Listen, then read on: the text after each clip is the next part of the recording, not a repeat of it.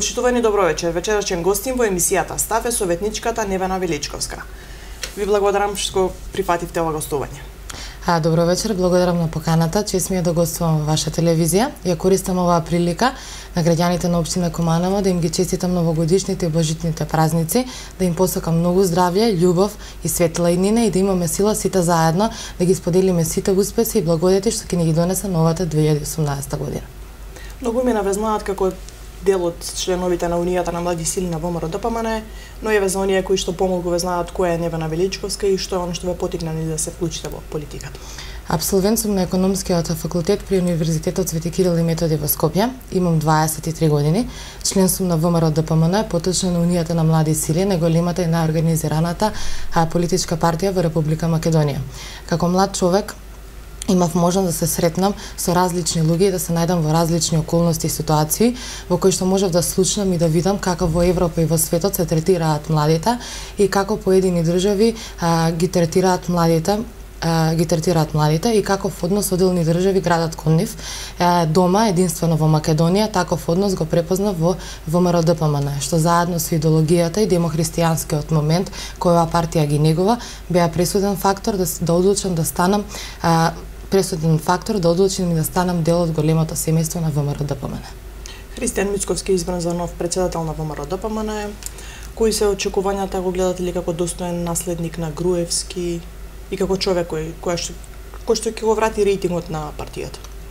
Јавно ја користам оваа прилика да му го честитам изборот на новиот претседател на најголемата политичка партија во Република Македонија и да му посакам успех и што поскоро да ја врати ВМРО ДПМН на власт. Моите очекувања од новиот претседател се големи.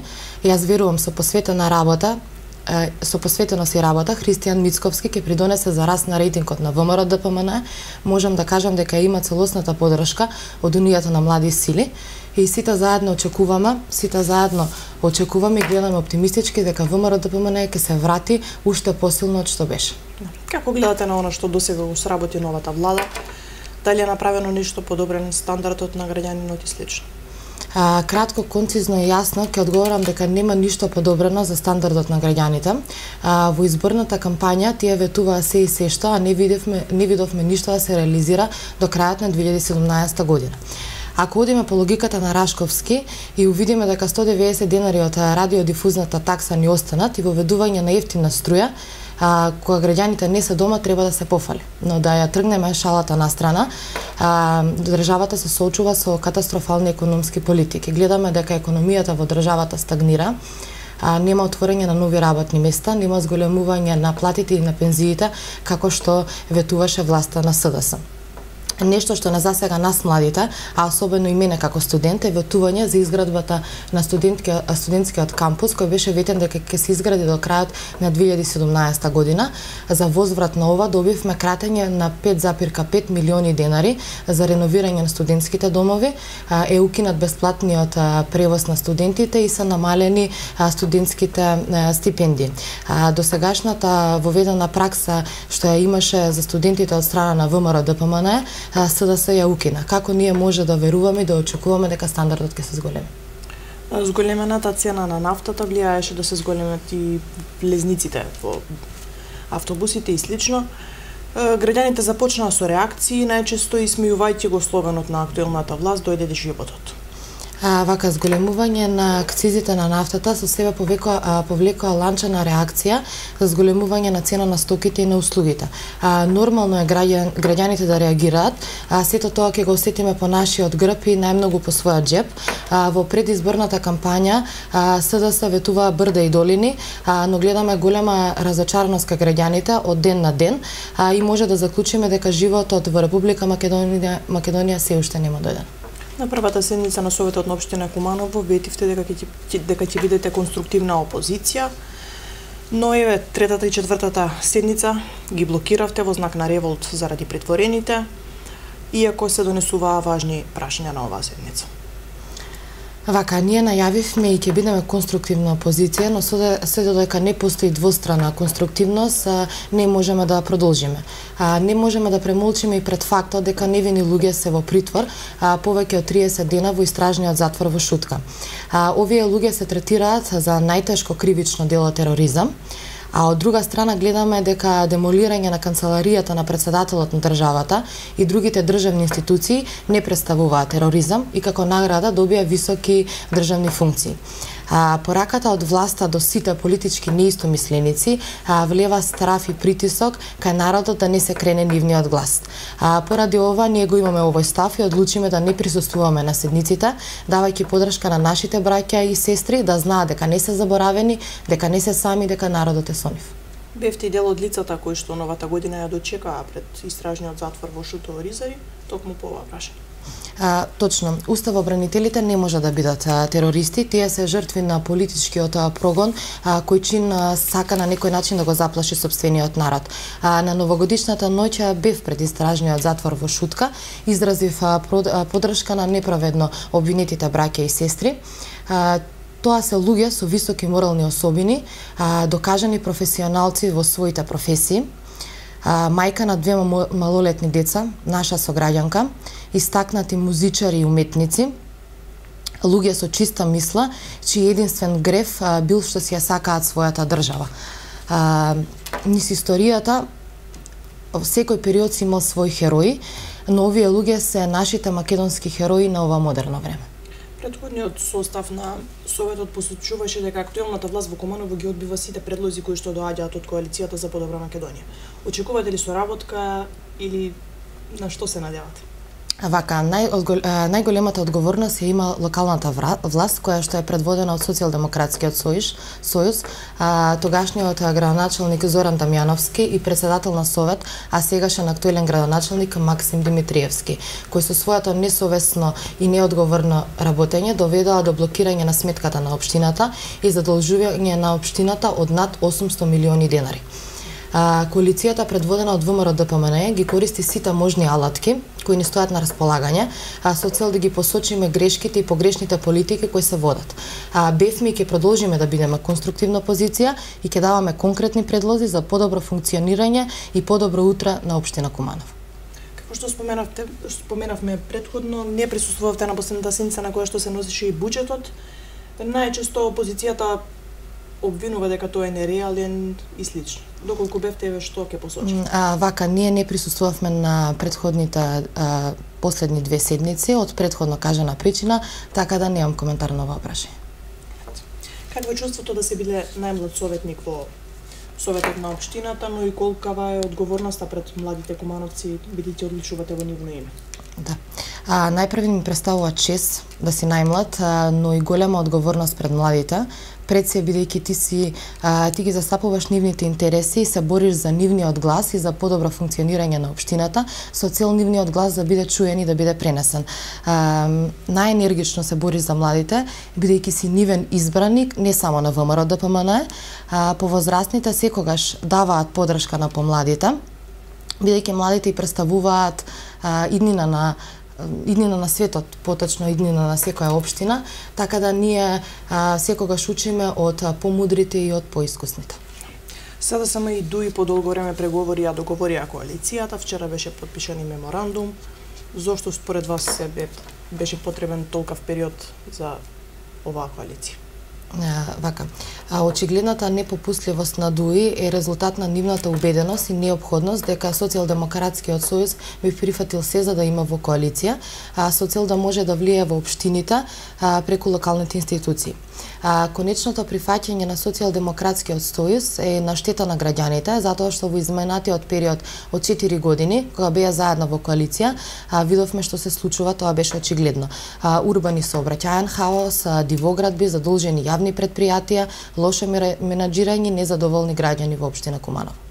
Куманово е меѓу првите градови по загаденост на воздухот. Општината започна промотивна кампања. Според вас, дали тоа е вистинското решение за решавање на овој навистина значаен? Општина Куманово се соочува со поразителни и застрашувачки податоци за огромната концентрација на PM10 частичките во воздух. Ситуацијата со загадување е повеќе од алармантна во последните месеци, што сериозно е ставено во опасност здравјето на граѓаните и на животната средина во целост. Кампањата за почиста животна средина делумно ќе влијае за намалување на загаденоста, но она што го бараат граѓаните е тоа кои конкретни мерки ќе ги превземе градоначалникот. Знаеме дека ова не може да се реши во момент или да се реши за еден месец, но гледаме тотална негрижа од локалната власт за преземање на конкретни мерки и справување со овој горлив проблем со кој што сме соочени сите во општина Куманово. Различни коментари меѓу јавноста предизвика новата одлука на општина Куманово на секое новородено дете да доделува по една садница. Додека и ние поздравуваат одлуката им и такви што ја исмејуваат. Да. За поздравување е насадењето на нови садници, меѓутоа од една страна имавме една успешна и масовна акција Денот на дрвото, каде што 70% од садниците беа успешно засадени, а денеска е укината од страна на Социјалдемократскиот сојуз. Од друга страна, една успешна акција и масовна и голема не може да се замени со еден парцијален проект за засадување на дрво. Граѓаните се во право за тоа што реагираат, ни треба чиста средина и чист воздух, а ова не е начин со кој што може да се постигне сето тоа. Колку е реално актуелната власт во Куманово да си прави ревизија сама на себе? Различни коментари и за ова прашање кај граѓаните. Тие сметаат дека актуелниот градоначалник учествувал и давал поддршка на она што го правил Дамјановски. Граѓаните во општина Куманово треба да се запознаени како работи општинската администрација и како се трошени општинските пари. Лично не очекувам да има реална ревизија со оглед на тоа што тогашниот претседател на Совет во време на владење на Зоран Дамјановски е актуелен градоначалник Максим Димитриевски. Како го оценувате до сегашното работење на Димитриевски? Премногу е краток периодот, во претходните излагања ги изнесов моите критики, не можам да дадам оценка кога ништо ново не е сработено и подобрено во градот. Продолжува реконструкцијата и изградба на нова асфалтна потнога во градот на неколку локации и слично.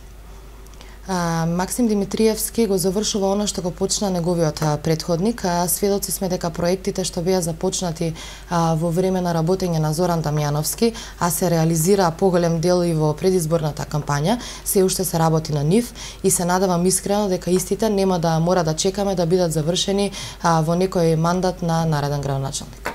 Дали се забележливи резултати од заселената акција на јавното претпријатие Куманово паркинг во врска со решавање на проблемот со сообраќајот со градот? Сведоци сме на засилени акции и слично. Веќе споменав дека во градот владее сообраќајен хаос, пајак службите и јавното претпријатие Куманово паркинг се уште не може да воведат ред и покрај казните и брзите интервенции на Куманово му се неопходни повеќе паркинг места. Беа ветени не една, туку 5 катни гаражи и се надевам на нивно што побрзо реализирање. Според вас, што е најнеопходно да се направи во моментот во градот? Ако го отвориме оваа прашање, ќе ни бидат и 3 емисии малку.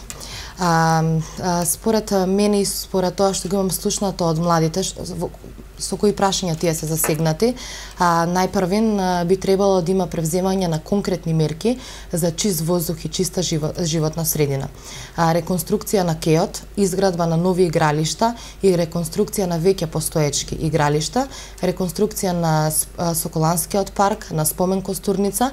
Младите бараат и Кумановски маратон да биде одржан во општина Куманово, да се поддршка и развој на спортот, и веќе еднаш да се врати спортскиот дух во Куманово, подобрување на културно и забавниот живот за младите и кои се неопходни работи за подобро функционирање на младите во оваа општина. За жал, досега имаме видено дека со недомаќинското работење не доведе до ниво на рурална средина. За жал, негрижата и маргинализирање на младите е една од заштитните знаци на повеќе децениското владење на Социјалдемократскиот сојуз во Куманово. Без оглед на национална, верска припадност, партиска определеност, секој млад човек во Куманово заслужува еднаков третман и секојдневие на ниво на некоја развиена општина. Факт е дека ВМРО-ДПМН на последните локални избори во Куманово постигна лоши резултати. Можни ли се промени во раководството на партијата, дали треба да им се отстави простор на нови лица? ВМРО-ДПМН им давало шанса и ќе дава можност на сите членови во иднина преку партиските структури да учествуваат во креирање и насочување на партијата кон подобри резултати и напредок на Република Македонија. Грешките се увидени и партијата ќе делува во насока на санирање на слабостите и надминување на грешките кои ги направи на последните локални избори. Сега е моментот кога сите заедно треба да се обединиме и да се бориме против грешните политики кои што ги спроведува власта на СДС. Колку младите во Куманово може да, поточно од членовите на Унијата на млади сили, може да учествуваат во креирањето на програмата, политиките и слично? Младите преку Унијата на млади сили се креатор на политиките на ВМРО-ДПМН и активно учествуваат при креирање на програмата за подобар и поквалитетен стандард на младите во секојдневието. Во секојдневието младите со своите активности, предлози и идеи ги искажуваат своите способности и нивното мислење е секогаш уважено и ценето од Општинскиот комитет на ВМРО-ДПМН во Куманово. Како личност или која што е дел од Унијата, најдобро знаете што им е приоритет. Веќе споменавте дека некои работи недостасуваат во градот, но што е она што најмногу би сакале младите да се оствари? Освен работите што ги споменав во одговорот на прашање што е најнеопходно во градот, би додела дека во општината Куманово не беше спроведен ниту еден капитален проект за ново модерно Куманово, каде што младите би можеле да се рекреираат и би имале нормални услови за развој на млади спортисти. Од секојдневен контакт со младите ми имаат укажано на повеќе работи.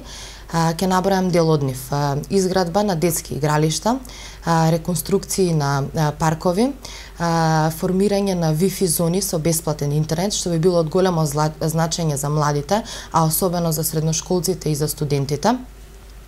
Подршка на спортистите, како што напоменав, подршка на бројни културни музички настани кои што се од различен жанр, место за творење на млади музичари, талентирани уметници и улични артисти со цел на културен и забавен начин да бидат анимирани граѓаните. Едно е сигурно, во Куманово младите не заслужуваат ваков третман од општинската власт. Тие сакаат и бараат да имаат оптимални услови за живење, рекреирање и творење. Ви благодарам за гостувањето. Благодарам и на вас. Почитувани, тоа беше се за вечерва. Останете на Телевизија Плюс.